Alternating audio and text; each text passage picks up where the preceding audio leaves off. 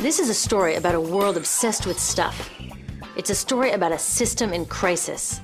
We're trashing the planet, we're trashing each other, and we're not even having fun. The good thing is that when we start to understand the system, we start to see lots of places to step in and turn these problems into solutions.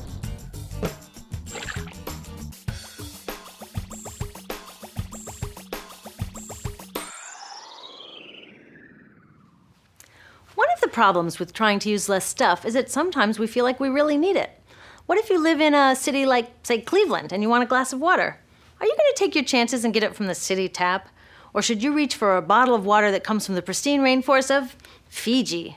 Well, Fiji brand water thought the answer to this question was obvious, so they built a whole ad campaign around it. It turned out to be one of the dumbest moves in advertising history. You see, the city of Cleveland didn't like being the butt of Fiji's jokes, so they did some tests, and guess what? These tests showed a glass of Fiji water is lower quality, it loses taste tests against Cleveland Tap, and costs thousands of times more. This story is typical of what happens when you test bottled water against tap water. Is it cleaner? Sometimes, sometimes not. In many ways, bottled water is less regulated than tap. Is it tastier? In taste tests across the country, people consistently choose tap over bottled water. These bottled water companies say they're just meeting consumer demand. But who would demand a less sustainable, less tasty, way more expensive product, especially when you can get for almost free in your kitchen? Bottled water costs about 2,000 times more than tap water. Can you imagine paying 2,000 times the price of anything else? How about a $10,000 sandwich? Yet people in the US buy more than 500 million bottles of water every week. That is enough to circle the globe more than 5 times. How did this come to be? Well, it all goes back to how our materials economy works, and one of its key drivers, which is known as manufactured demand. If companies want to keep growing, they have to keep selling more and more stuff. In the 1970s, giant soft drink companies got worried as they saw their growth projections starting to level off.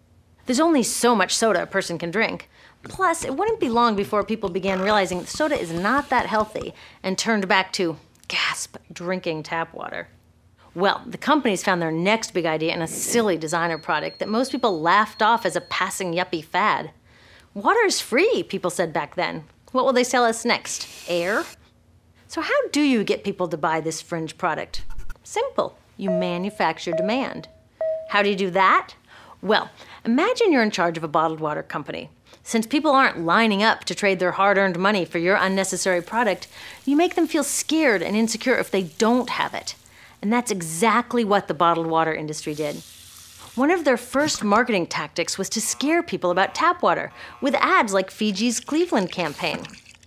When we're done, one top water executive said, tap water will be relegated to showers and washing dishes.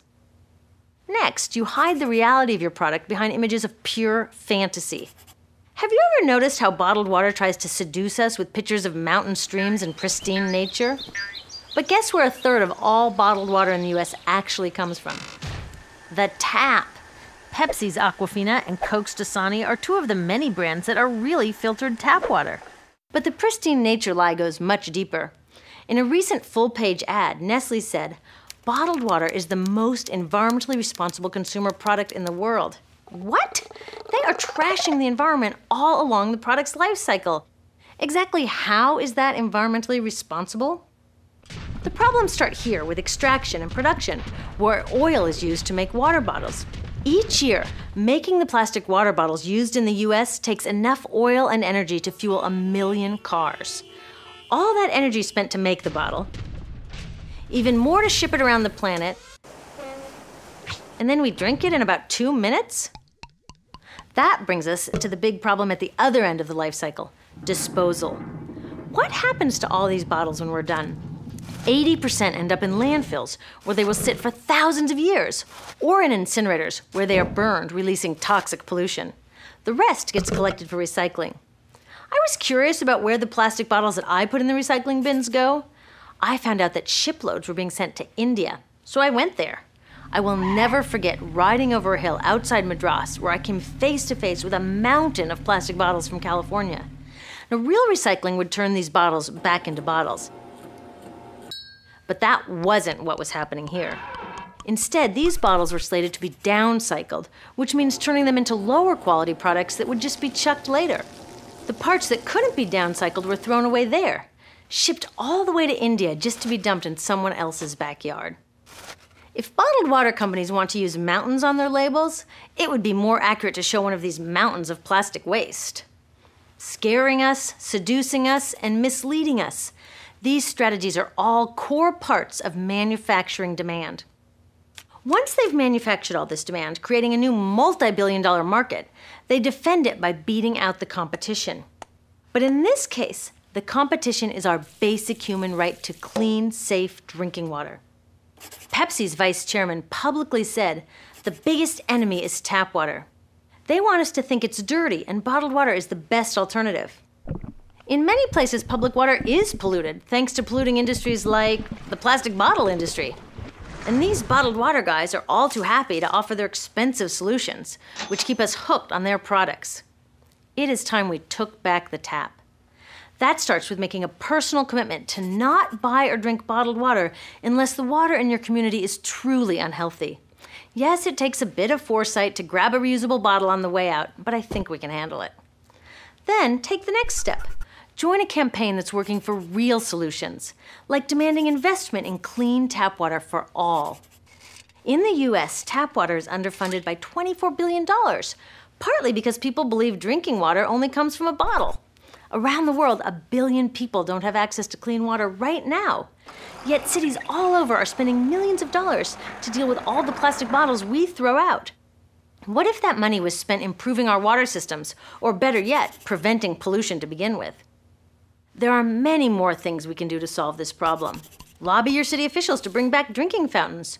Work to ban the purchase of bottled water by your school, your organization, or entire city.